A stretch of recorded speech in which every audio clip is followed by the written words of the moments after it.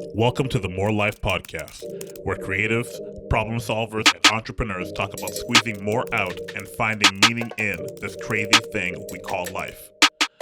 Let's dive in. What's going on, guys? Welcome back to another episode again of the More Life Podcast. My name is Bart, if you're new around here, and today we have a very special guest. We have Abi Regucera. Make some noise. If you're in your car, start clapping. It's okay.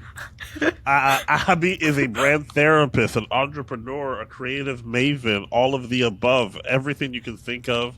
That's what she is. She's expressing herself creatively through her business and through creativity, problem solving. So, Abi, let us know in your own words, what's the real answer as to what you do? Ooh, I like to describe it as a creative sigh of relief. Most of the times I work with very, very stressed out, overwhelmed business owners, like one human show. So that's why I say brand therapist, because most of the times they're very so it's like, don't worry, little sigh, let's breathe. So in a nutshell, I just like to say I am a busy CEO's creative sigh of relief. Awesome. I love it because so many, especially nowadays, there's a lot of creative entrepreneurs and they're freaking out. They're so busy doing their job that they don't have anything to build off of for a personal brand to kind of make them feel like they're really popping off on social. This is also, a problem that I face all the time. I never talk on my personal social media about all the stuff that's going on. No one knows all the cool clips that we pull from our podcast episode or the YouTube videos that I'm making every single month or the newsletter that we just dropped or anything else, a new blog my company just did. No one knows about any of this stuff on my personal social media because who's going to do that? Me? You think CEOs are actually going to do work? 100. They're the CEO's job is to actually do a job. I didn't know that. Yeah, it can get really, really overwhelming, and I'm honestly the exact same way too. I don't keep up with my own socials, honestly, and I also tell my clients too, social is not everything. You just listed right there all your other marketing initiatives because a lot of the time because we live in this media world, there is this whole precedence on social media. You have to market yourself on social media. You have to show up your online presence on social media, but it's just so much more of a bigger picture than that. And a lot of people don't like to show their faces. I feel like I've practiced long enough and my team has asked me long enough for more pictures of myself that I've just accepted it as a fact that's just you know what, my likeness will be online. And my kids now believe I'm a star or something. Yeah, my kids are 7 and 9, and my son asked me if I knew Mr. Beast because I have a YouTube channel. Yeah. So clearly, if you have a YouTube channel, you must be in the know. Do you have Jimmy's phone number? Can you call him up and see what Mr. Beast is doing next? Yeah, they're like, Dad, I'm gonna go on your phone and text Mr. Beast right now. Yeah. They literally thought that for a while. Guys, look at the number. I showed them where the subscriber count is. I'm look at Daddy's numbers. And look at Mr. Beast's numbers. Yeah. Okay, you got to stay here in your lane. Yeah, they're the math is not mathing. I don't know how old they are, but the math is not mathing. No, they say that. They don't even know what it means. They just know when to say it.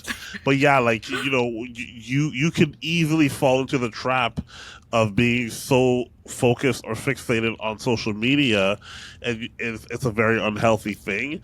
I've made Amanda's been helping manage a lot of Amanda's producing the show, you can't see her, but she's been helping produce a lot of our content, and with that comes the power of a personal account.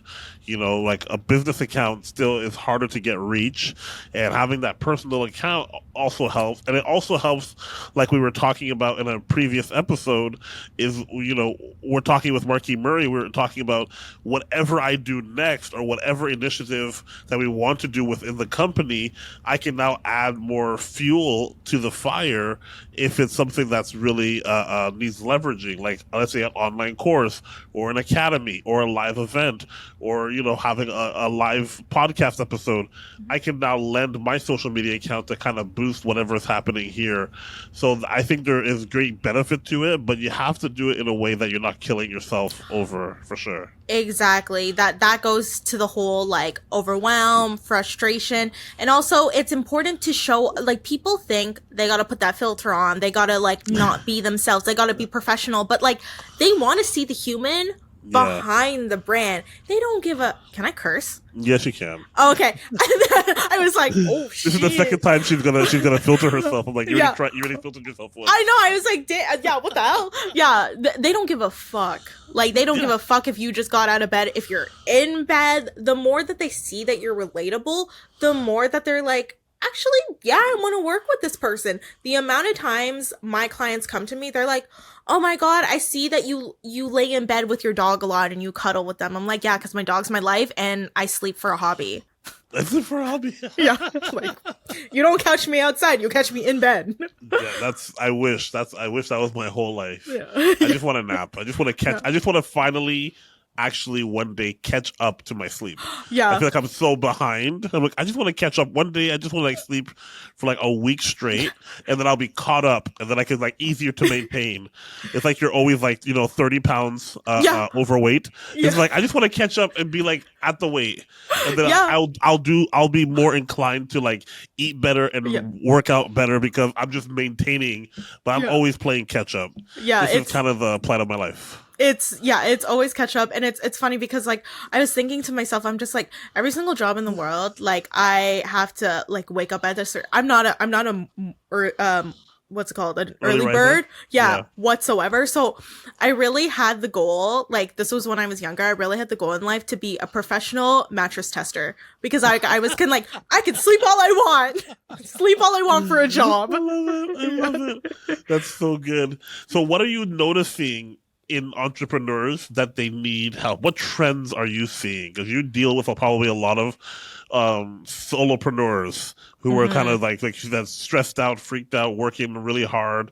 What are some of the like, I know what this is going to be. What are those things? Yeah, it's mostly marketing. So on top of my business, I am a brand marketing manager at a tech startup. So yes, she a little busy, she a little burnt out, but mostly it's marketing, right? So because there's so many different avenues, like we were saying, not even just marketing channels, but of like your messaging that goes to your branding, right? And a lot of people think like, oh, I just need a logo and I just need to put myself out there and not be thoughtful and intentional about it. So a lot of the things I'm seeing with entrepreneurs is like how to be intentional with your marketing so you're not burning yourself out with it. Yeah. I think I need to talk to you on like a regular basis. Yeah. Girl, boy, you know. I was like, wait, hold on one second. I think I get now why you say you're a brand therapist. What you just said there is very important. And for those of you that missed it, she was basically saying like, if you're not intentional, this is where the wheel spinning in the mud happens. And that's where you're feeling like you're stuck. And you feel like you're getting frantic. The engine's overheating because you're going nowhere. And you're frantically trying to do more, pushing the gas, but the wheel is just spinning and you're stuck. So the intentionality is what gets you the traction so that you can pull yourself out of the rut that you're in. Exactly. Really, and I put this in every single proposal I send to a prospective client. This it's a Solange, Beyonce's sister. She has a song. You mean Beyonce is Solange's sister? Yeah. Okay. Facts. I mean, we love both of them, but Queen Bey always. Sorry, Solange, please don't come after me. Yeah, she got those hands. Yeah, I was gonna say she gonna write a song about me now.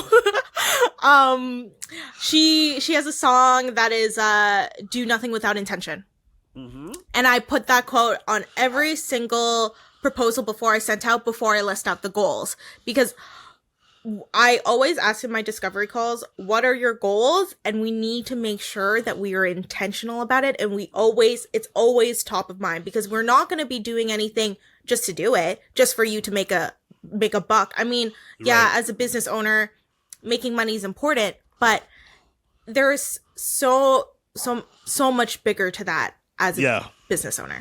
Yeah, it's a bigger picture question, Mm-hmm. and you got to be willing to put in that work, or at least decide what is going to be most important. Because this is, again, another plight of a CEO or of somebody Mm-hmm. who is an entrepreneur, solopreneur, is you can't do everything. Like, you just can't. No. And we believe that we're superhuman.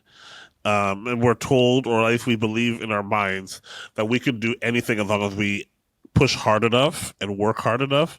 And it's just not feasible, especially with the world that we live in now. Yeah. And the cycle of how information and data passes by is so fast now.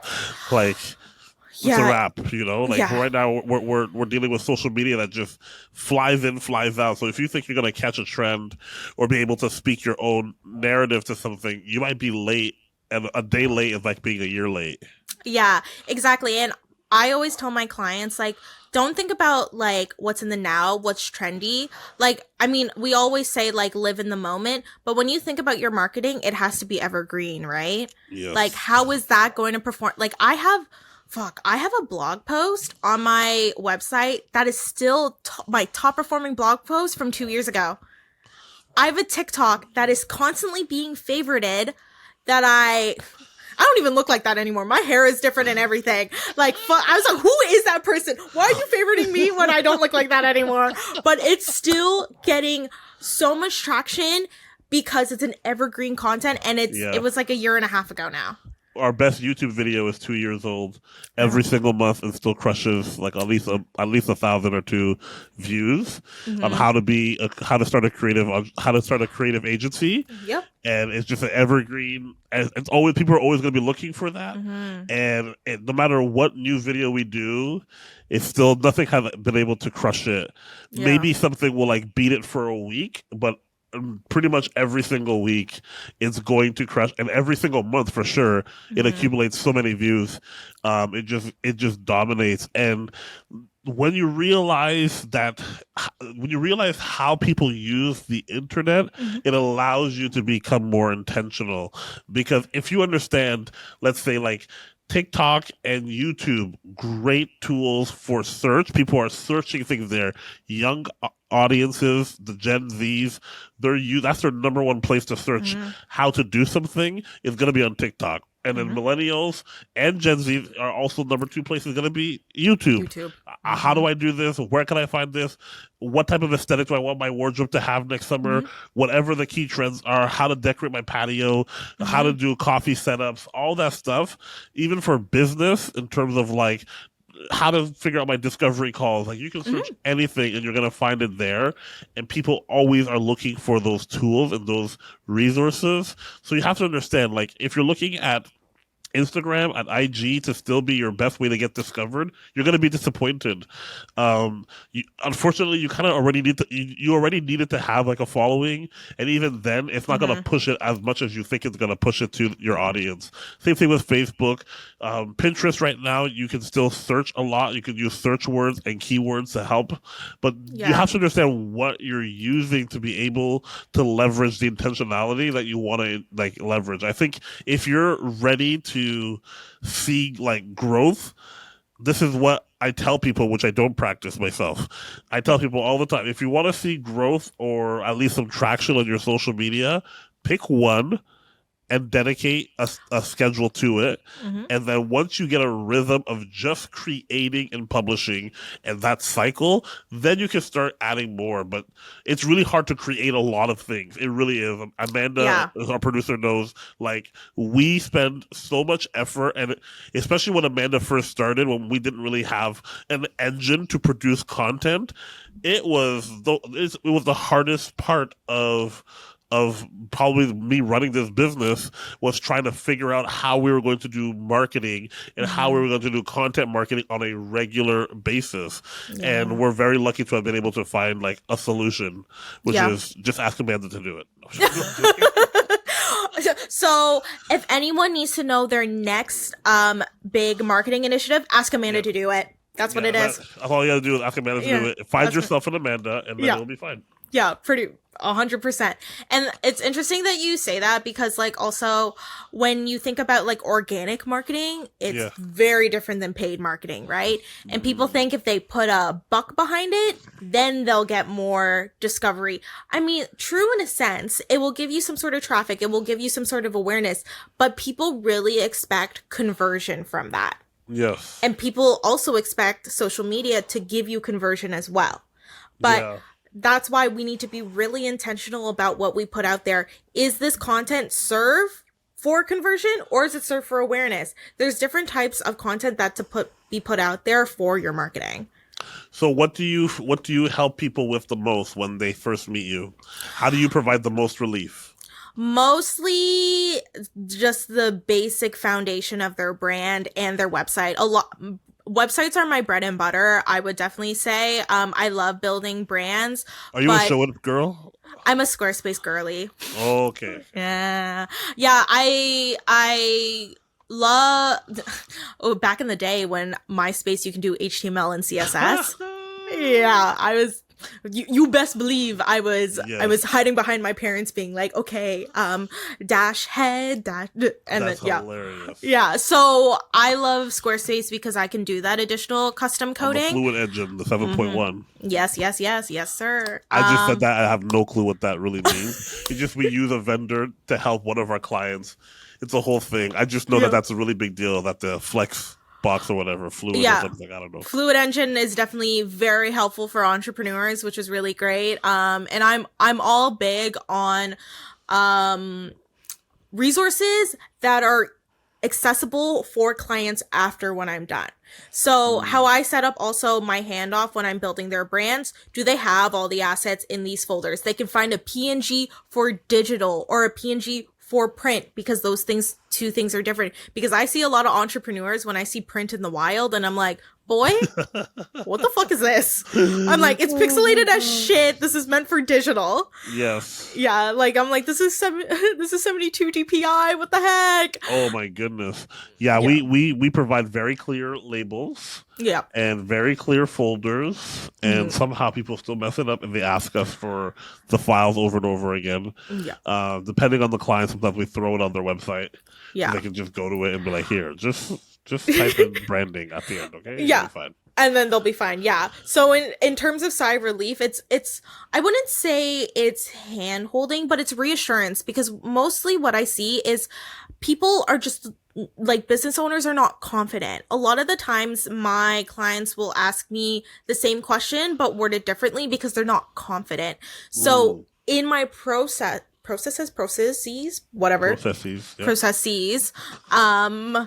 English, not my strong suit. In my processes, I really make sure that I'm empowering them. I'm making sure that they can do this. Like, a lot of people, when we do websites, they're like, I'm not a writer. And I'm like, don't worry, I'm not a writer either, but we know your audience. We know what they want to hear. Let's all brain dump it, and then we can finesse it from there. Nothing in life is ever going to be picture perfect. And that's what entrepreneurs really strive towards, perfection, right? Interesting. And your website's not going to be perfect. Your branding's not going to be perfect. Things are always changing and always growing. As long as you have the data to back it up, you've got a reason to change things. And just know some things, like for me, I'm like, I see that one little speckle, but like a lot of people don't even notice that, right? Oh, the way that I hate my website, and I've hated it for a very long time, it's been a problem for quite some time. We don't even sound or behave the way that we're represented online right now. And we just redesigned our news site, and by we I mean other people, not me.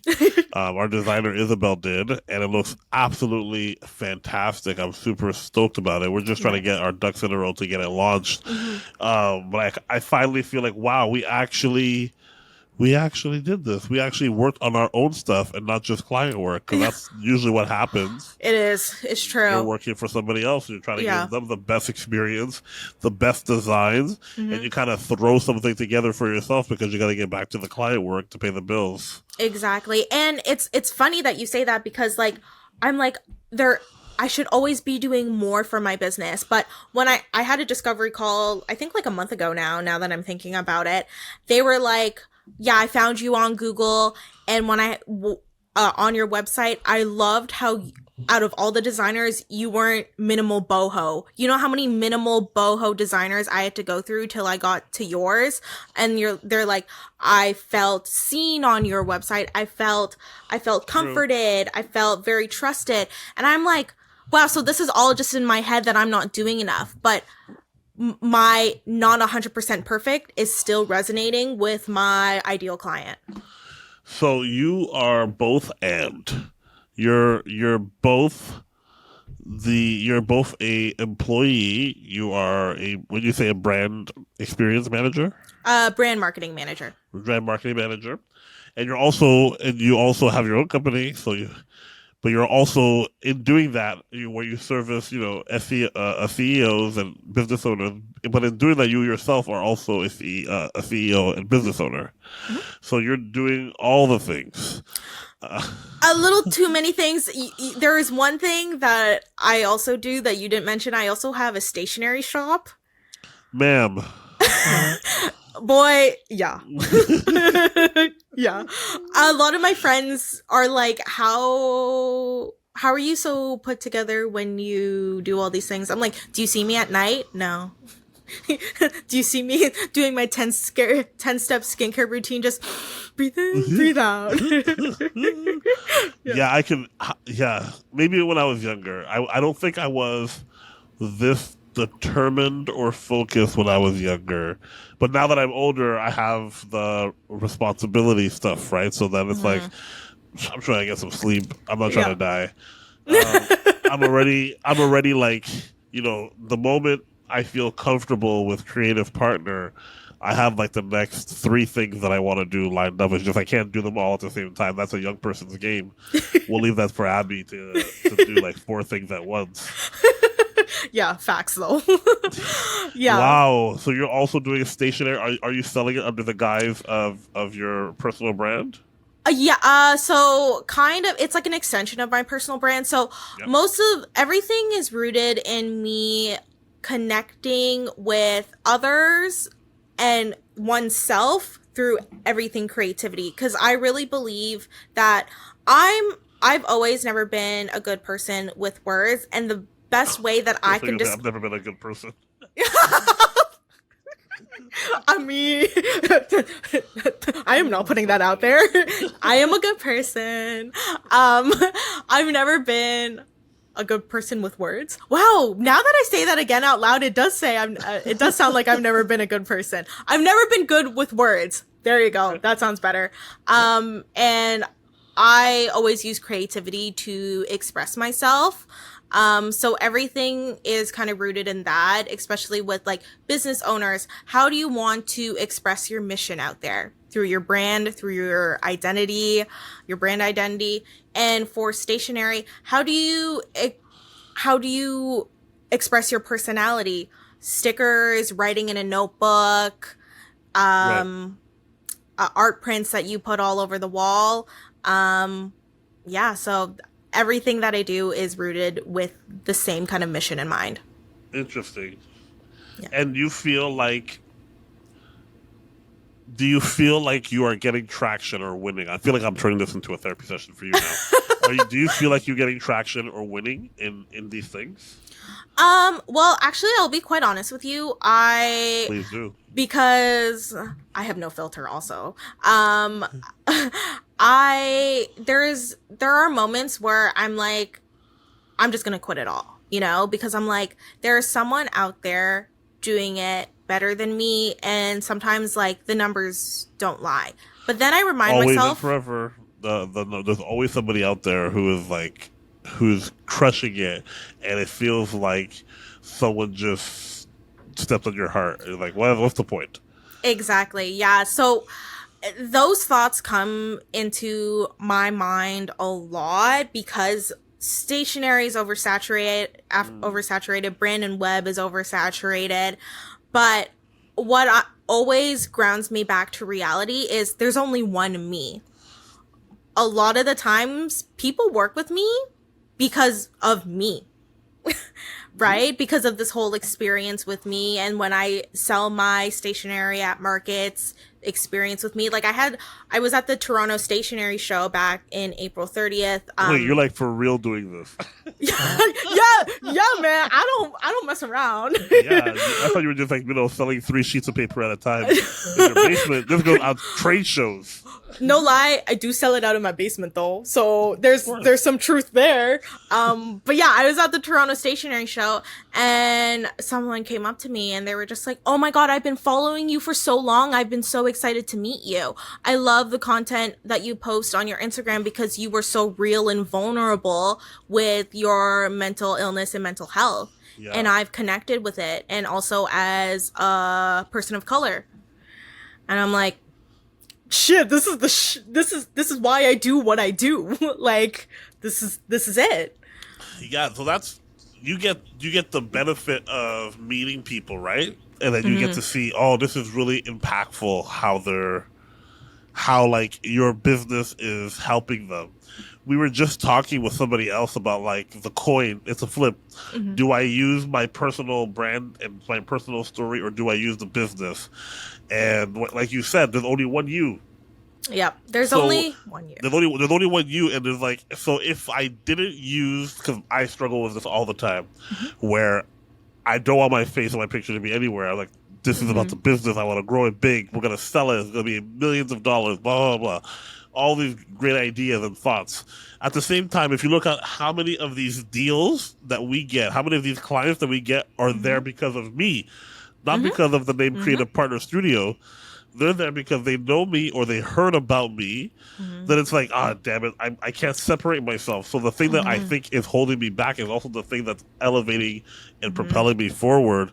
So it's one of those things where you just have to like accept it and be like, you know what? I don't need to sell to everybody. I just need my people to find me and my tribe to find me, and then we'll be fine. We can start cooking. We're good. Yeah, 100%. Like, I say this to my clients all the time. People buy from people, and if they're not buying from you, then they're not your people, right? Like, think about Rihanna. Like, when people buy from Fenty Beauty, yeah, exactly. We love a good Rihanna moment. Like, a lot of people associate Fenty with her rather than it's Fenty Beauty. No, it's Rihanna. Selena Gomez, Rare Beauty. There's like the whole time when the whole like Selena Hailey Bieber feud, people were buying from Rare Beauty because they wanted to support Selena, right? Yo, they dragged that girl though on the internet. Yeah, I was like, okay, this is borderline bullying. Like, guys, we gotta stop now. Yeah. We gotta stop. We went too far. Yeah. But there's something that you mentioned that's really good. I saw somebody mention on TikTok, which is really good as well. The relationship between like Rare Beauty and Fenty Beauty and their respective stars. Both Rihanna and Selena show a personable, relatable side to themselves that not every celebrity does. No. So when think about our friend Queen Bee, Solange's sister. Sorry, I throw mad shade at Beyonce. Hopefully the Beehive won't come for me. I would Amanda, turn off the comments. Turn off the comments. She's not even the best singer in her family, fam. Solange. Yeah.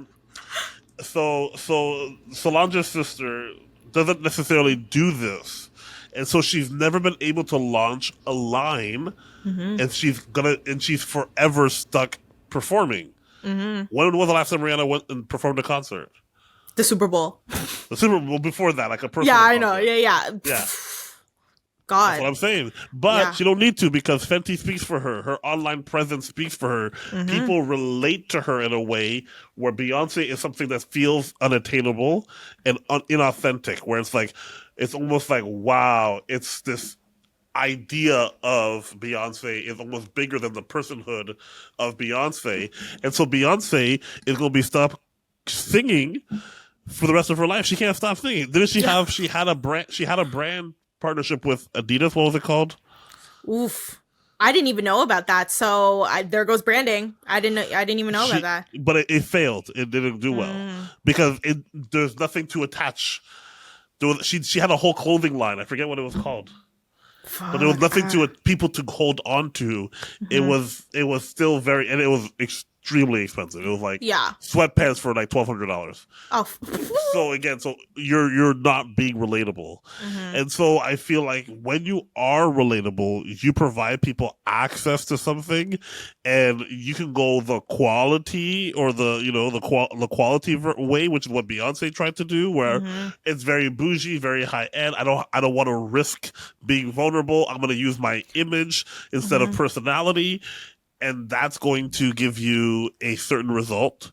Or you can go the volume, the quantity, where Riri and Selena, they show their face, they talk to their fans, they are extremely likable and relatable. And so, I can sell it for $30 because 1.5 million of you are going to buy it. Exactly. And the thing that's a really great point, because with Selena and Rihanna, like, they are so authentically them and they tell their story. Like, stories, the whole rise of storytelling marketing, right? Yep. Like, I think I don't know if you saw this commercial. Like, I don't know if people watch TV with commercials anymore, but there's I guess maybe. I'm the only one here.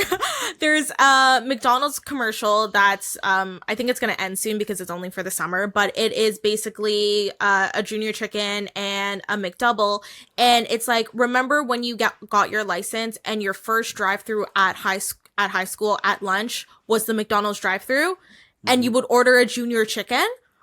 You're right. That night I got a junior chicken because I was in my feels. I was in my nostalgia, and I was like, "You sound emotional right now." Well, I'm emotional because now junior chickens are $2 when it used to be like 75 cents. That's why I'm emotional. Like, junior chicken combo with a Sprite, fam. Yeah, literally. And then now it's like... No, Sprite mixed with Fruitopia, sorry. Yeah, ooh, that hits different. Yeah. But, yeah, that is... Nostalgia is a very strong, powerful feeling. Mm-hmm. But people get nostalgia really wrong. Like, there's a lot of... bringing it back to the makeup brands. I follow beauty pretty religiously, me also with like no makeup on. But a lot of beauty brands, they cling on nostalgia because, again, the beauty industry is so saturated, and when they do it wrong, no one wants to support them anymore. Interesting. I just want to know about the beauty industry is, why do these brushes cost so damn much? Well, I will actually tell you, some of them are animal hair. I don't buy those. Is that good or bad? Well, in a cruelty standpoint, I only buy cruelty-free beauty. So what are you getting? You're getting human hair? No. I'm getting like the fake, like bristles, like I brush synthetic hair. Yeah. I brush it on and I can feel it's scraping my skin. Yeah, that shit. But honestly, I think it also just comes down to production. At the end of the day, also my daughter is 9 years old and she's in dance, and they sent a list of what I'm so over it. I'm a child of an immigrant, and I feel like I am an immigrant, so some of these things feel very like new world to me. So it's like, A, I have to pay for her to be in the class. B, I need to pay for her costume.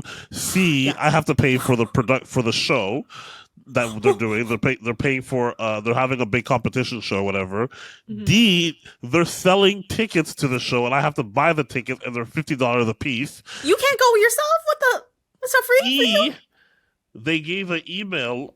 If I wish I could pull it up fast enough, of the makeup that is required that they're supposed to wear for this competition. Yeah.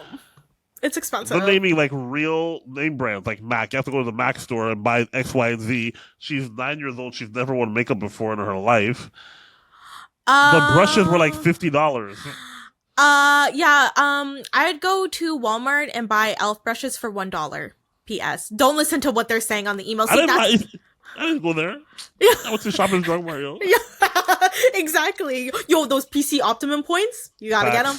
You gotta get them. Facts. No, but Yeah. that's the thing. I'm just like, with this makeup brand, it's like, what's going on here with these Yeah. people? Like, some people, I guess, like anything, there's always historical, nostalgic type of vibe that people will pay anything because, my first whatever was L'Oreal, and so I want to be Yeah. beautiful. L'Oreal is the signature of beauty of blah blah blah. Yeah, or like my great great grandma, like I remember her putting her L'Oreal powder on when I was like in the womb, Like there's that level of nostalgia. Or there's like The only powder I ever saw my mom put was a random powder when it's hot outside. yeah. It's like, yo, can I get some of that? The talc powder. Yeah. The fact that I know what you're talking about also is because you're Filipina. Yeah. And everybody who grew up in a hot place knows things differently than white people or Westerners really, who did not grow up in a hot place. If you were in South America, or if you were in the Caribbean, or if you were in certain parts of Asia or Australia, we all have that shared experience of talc powder when it's hot. We all know about like face cloths in the shower. Yeah. Because you gotta scrub the dirt off. Yeah. It's because it's hot. That's why Africans, and whether it's Asians or South Americans, because it's hot, you can't just go in the water like regular white folk and just like sprinkle water and soap on you and everything comes out clean. Because when you're in Sweden, there's not like the dirt roads are not sticking to your sweaty legs the same way. That's why you scrub your legs. Yeah, and also the pollution too. Like it's like everything. Like when I go back home, I'm like, damn, I have to take 2 showers. I feel like I have to take 2. Like my kids are at that age where it's like outside clothes, inside clothes. Yeah. Yes. Oh my goodness. Thank you. Okay, everyone listening, who has outside clothes and who has inside clothes? Because I have the biggest debate with everyone in my life about this. Because if I have like friends come over and they like sit on my bed, I'm like, you're in your outside clothes. You can only go in my bed with inside clothes. Like that shit ain't fine. And then there's also that I had to. My wife is European, so I also had to like explain to her why evening showers. Yeah, like there's no getting into a clean bed with like the day is still on you. Yeah, so it's like no. Evening shower. That's the way it works. You don't want to do a morning shower because then your sheets. Yeah. So again, this is like cultural, but it all plays into nostalgia where we have a shared experience just because of the sun. Yeah, because of the sun. I know, right? Yeah, that's so true. That is so true. Yeah, there's like a lot of that plays into social media as well. Like, or like even like I don't know how old you are, but I'm a millennial. So everything that's online that they want to sell us something it's always going to be using nostalgia. It's like it has become Hollywood's biggest crutch, which is why we're still getting Marvel superhero movies. Yep. Which is why we're still getting like everything that's retro from the 80s and early 90s is still coming back over and over and over again. It's true. Yeah. And if you think about like 90s Disney's, like if you look at my nails, like Toy Story. Yeah, like they're not making a new one, but shit, I'm still a mega fan. You ain't catching me. Are you a Disney adult? I'm like a wannabe Disney adult because I've never been, but I'm more of a Pixar girly. Like, okay, yeah. You must be a Gen Z then. I cuss. So I'm 1996. So technically, I'm a millennial. You're technically a millennial. You're right at the cusp. Yeah. Oh wow. Okay. Well, I wanted to hear more about how you manage, because you're doing so many different things, right?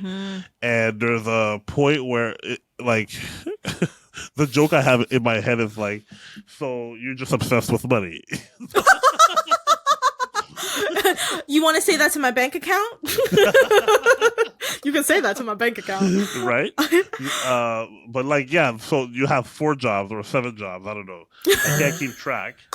But at the same time, I'm like, what would your ideal like one to pop off be? Because there is people often think because I'm an entrepreneur that I'm anti like establishment. I'm not. Mm-hmm. I think you can move really high up at an executive or directorial level in your Mm-hmm. role, and it can be really cool because you get the perks of a multi-million-dollar company where Mm-hmm. you can like go on trips, go on vacation, have paid education, all these different Yeah. things. I mean, facts because I was just in Las Vegas last week, all expense at work. You didn't even call me.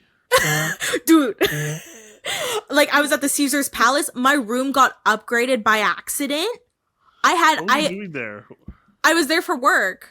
What work can you be doing? Like, oh, because you're a tech company, tech company. Yeah, I thought it I'm was a conference. I'm like, what conference is it? What's yeah. going? Yeah, it was a like a tech real estate conference. Got it. And like, yeah, I was at the Caesar's Palace. My room got upgraded, and it was funny because the CEO was like to me, he's like, this is very lucky for your first work trip because the fact that you got upgraded to this room, like my room, it costs 10K a night. Yeah, man. Yeah, I was like, holy shit, Vegas don't play. Like, you're David Dobrik for a day. yeah, literally. I was like, oh my God, what the heck? So it's interesting that you say that because, like, sorry, that was a test. I'm sorry. I have to call you out. That was a test. Oh. None of my millennial friends know who David Dobrik is. You're a Gen Z. Oh, no! Oh my God. Okay, you didn't. Okay, to the Gen Zs, don't be offended that I'm so defensive, but no, I'm not. No, I'm not. Oh, I know, but just because like trending YouTube, you see I it just in know there. trending stuff. That's all I know. Yeah. Exactly. But yeah, going on that, it's interesting because like one that I want to pop off right now, I honestly don't have an answer because I love the aspect of being at a full-time job because I get to really vibe and learn new personalities. Being an entrepreneur, not to say that it's lonely because I have like my core clients. I'll get new clients every now and then, not that often. Yeah. And then for me to network, I have to go on that on my own willing. And I'm an introvert, so most of the time I prefer not to. So right. It's just really learning new personality types is helping me grow as a human in general. So I think for where I am right now in my life, I think I would still be doing all three because it goes to my passions, but I know my main goal is to work for myself. So I guess what I want to You really are a hybrid. Yeah. That answer is very hybrid. I know. The Gen Z in you is like, I can do anything in the world, and I can do anything. And then it's like, no, but I do kind of also want to like have my own business. Millennial comes in and kind of like straightens it out. Yeah. Oh my God. Okay, so whatever. I'm a Gen Z millennial hybrid at this You're point. You're a hybrid. It's okay. Yeah, I'm a hybrid. Okay, it's because it's the cusp. It's the cusp. Yeah, you still got some of the benefits of growing up as a millennial, and there's lots of benefits too as a Gen Z. Gen Z are just fearless. They're just like, they'll do anything. They'll be like, why not? How come I can't like show up? Why can't I be at the Grammys next year? Yeah. Whereas the millennials like, if I like, we're like 6. If I work really hard, one day when I'm older, I'm gonna be at the Grammys. And millennial is like 7 years old, or like 12 years old. I want to be at the next Grammys. Yeah. It's like, you'll be 13. What will you be awarded? Yeah. What are you gonna be awarded? Like songs will be released right now. She's like, just wait. I got something up in the coming. Just wait. I got drink on speed dial. Yeah. Yeah. For real. So there's a lot of people who struggle as entrepreneurs. I want them to be able to understand specifically where they can find you, how they can partner with you, because I do think like you're more of a partner type vendor where you're not just somebody just going to provide a service and leave, that you genuinely care, and that's different, and that costs more money for the people that are listening. Just letting you know, when you deal with somebody who is just like wham bam thank you ma'am, they say a transactionary type of a transaction or business inquiry, that's one thing. But when you get some access to somebody who you really like and enjoy, and you like their aesthetic and what they can do for your brand, and they're willing to stick around and be partners with you and kind of help guide you and shape all those type of things, that's where you're probably going to pay a premium price, because you're going to get so much more value out of what you're getting, because you're going to get their real unfiltered thoughts, and it's not going to be as transactional. It's going to be relational, and relationship is key to doing like collaborative work, and collaborative work is how you do the best work. That's just facts. Exactly. I never like a lot of entrepreneurs like that I see like on Upwork and Fiverr. I'm not shaming any of those people. Like, we all start somewhere. P.S. Please don't come for me. Turn off the comments. I'm not coming for you. But it's always a done for you mentality when I think it's a done with you. Yeah. And when I talk with my clients, I always say we, like their company is not necessarily mine too, but like, we are doing this together. You are not on your own. We will do this together. Do not worry. So in terms of where to find me, you can find me on my website, which is like my first name, last name.com. So abigailregucera.com. I do offer strategy calls because I know, like you said, it's a premium price to pay that. Yep. So just to get that foundation running and to keep coming back for strategy calls, there's no worries. I offer that as well, because I want everyone to feel seen and heard, and I don't want them to feel like, oh, I don't have the funds to get started. There is support wherever you go. You just got to find the right support, and the most authentic support. So you can find me on my website. You can find me on Instagram. It's Hey Abi Reg. And yeah, then you can get all my details basically on my website. There's my LinkedIn as well, which is just my first name and last name. But my DMs are always open. I'm always open to supporting people, because there needs to be more support in this entrepreneurship world, because sometimes it can get really overwhelming.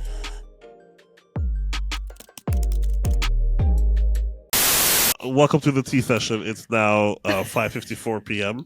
on Thursday evening, and I just first of all, I'm being accosted on my own show. It's called the More Life Podcast with Bart Aniston, not with Abby and Amanda. And number one, I'm being told that millennials are starting at the age of 96 is the cutoff, and Gen Z is 97 is the cutoff. Is that the truth? Mm-hmm. Is that verified? Amanda's Googling this to be sure. I also think that you're also confused, Abby, because I believe that you're a child of an immigrant, and so you're not allowed to be a Gen Z for like an extra couple of years where they just beat it out of you.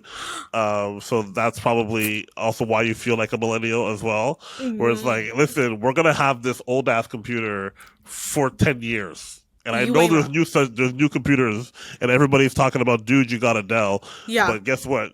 You're going to have a compact. Okay? Or the literal GPS system rather than your iPhone. Oh my God. The longest time I was like, can we please get rid of the GPS? We have our phones. That's so funny, the GPS. Yes. Yeah. So, okay, you might be valid, millennial, if you have to do that. Yeah. I just found videos. Boop, boop, boop, yeah, 9. Who knows where that's from? Boop, boop, boop. Price is Right. Boy, I watch daytime television. So yeah, I just saw a video clip of me going to Michigan with me, my wife, and my best friend Michelle. And my wife, Michelle, was even back then, she was trying to encourage us to start a YouTube channel. And this is YouTube was alive for like maybe 2 years at this point. When Smosh was like just starting. Yeah. Yes. And See? so she okay. And so she was recording us, and my wife is upset at me because she went to go throw out my cup of coffee, like into like a bag that we had like for garbage, but she didn't know I still had a little bit of coffee in it, and so it spilled on her pants. And so she's like, "You're gonna stop. You're gonna buy me new pants." And Michelle's recording this whole thing. She's telling us how she wants us to like start a YouTube channel and all that kind of stuff. But in the video, you see we're using MapQuest. I'm like, "Yo, navigator, tell me where we're supposed to go next." And then my wife and I, we were kind of playing it up where we're upset at each other for like, "Well, you're supposed to tell me where we're supposed to go." Well, you told me I didn't have to be a navigator; I just have to hold the map. Yeah. So it's all on film, which I think is hilarious. I'm like, how do we catch and capture all of this, because it's really priceless footage. Yeah, I'm so glad that like I was someone who filmed things religiously. Like my brother and I, we like on the fucking camcorder, we were really into WWE wrestling. Don't ask me why. I don't know. He was fucking German suplexing me on like the bed. Well, my mom worked night shift and my dad worked day. So we had like all the time to like roam around, and he'd be fucking German suplexing me and shit. And then we make like music videos, like WWE music videos, like to like theme songs, and I'm just like, I kind of hate how we recorded this, but I kind of love it because like you see our outfits are all like Jenko jeans and shit. That's you know, so funny. Yeah, that's very funny. Yeah. Other tea that needs to be spilled. Yes, Blue Ivy is the name of the brand of Solange's sister's company that she did with Adidas, or partnership. And it failed, and they kicked her out. Because they didn't move any product.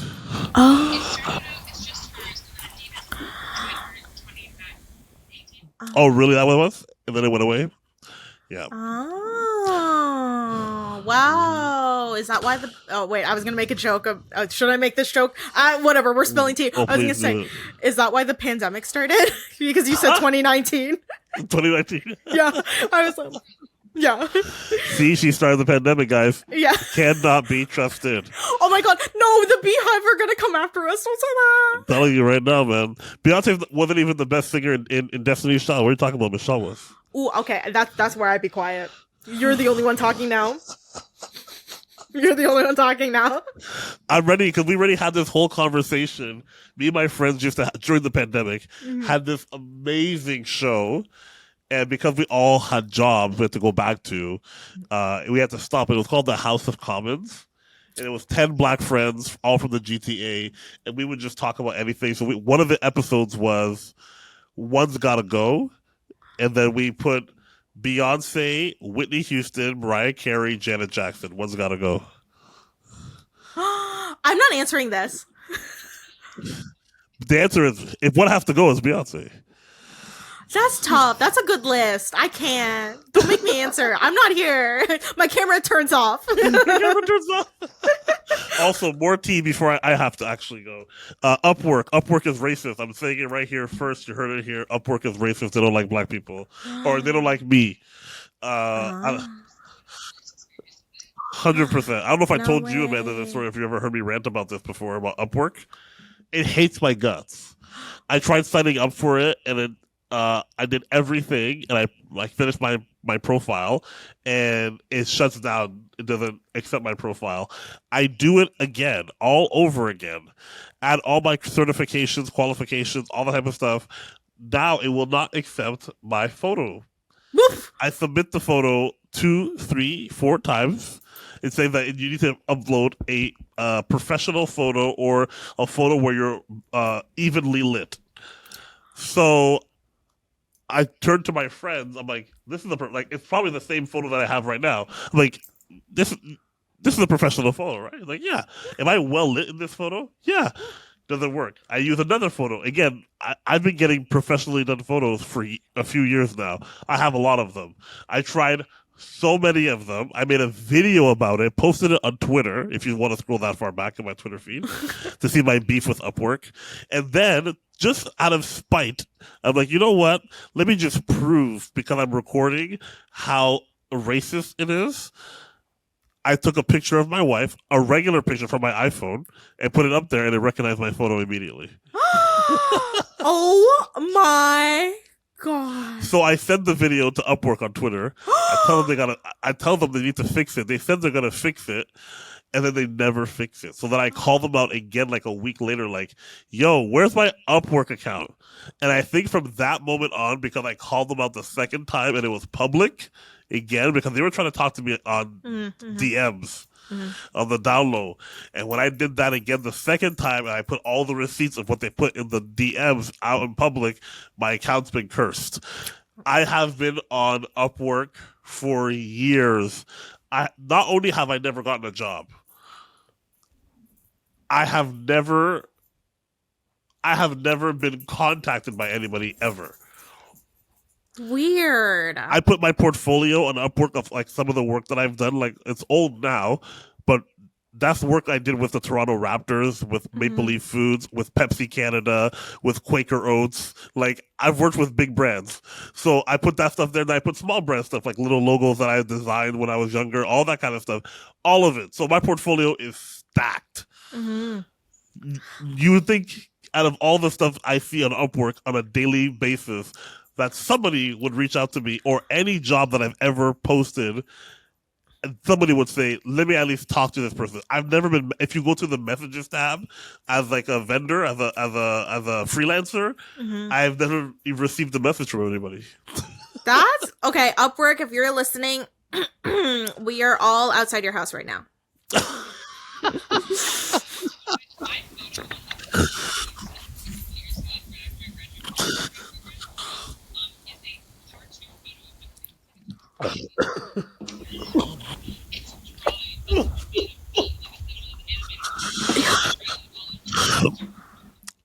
Yeah, Upwork did not recognize my face, and they said they have face detection or whatever in its software, and they could not detect me.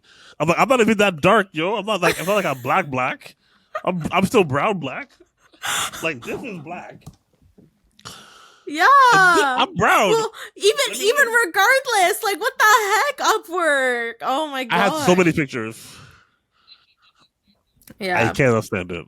Yeah. So and even so, what was it again? What just recently happened where somebody asked me? So somebody was like, "Oh, can we do this project on Upwork type of thing?" Because they have escrow where you can like put the money in and it's secure.